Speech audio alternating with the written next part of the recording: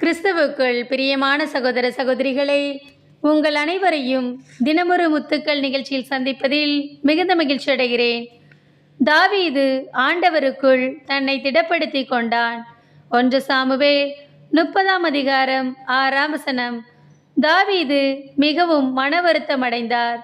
வீரர் அனைவரும் தங்கள் புதல்வர் புதல்வியர் பொருட்டு மிகவும் துயருற்றதால் அவரை கல்லால் எறிய வேண்டும் என பேசிக்கொண்டனர். ஆனால் தாவீது கடவுளாகிய ஆண்டவரின் வலிமை பெற்றிருந்தார். பிரியமானவர்களே, இங்கே தாவீதை குறித்து நாம் பார்க்கும்போது தாவீது மிகவும் நெருக்கப்பட்டார்.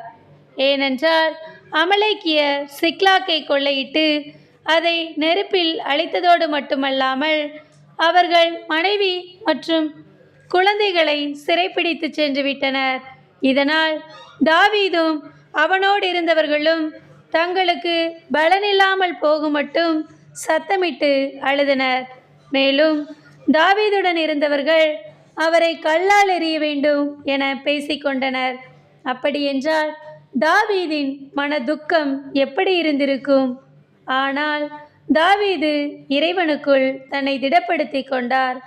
தான் என்ன செய்ய வேண்டுமென்று இறைவனிடம் கேட்கிறார். அமலேக்கியரை எதிர்த்து யுத்தம் செய்யலாமா என்று இறைவனிடம் கேட்கிறார். அவரின் சத்தத்திற்கு கீழ்ப்படுகிறார். யுத்தம் செய்து தான் இழந்த எல்லாவற்றையும் திருப்பிக் கொள்கிறார்.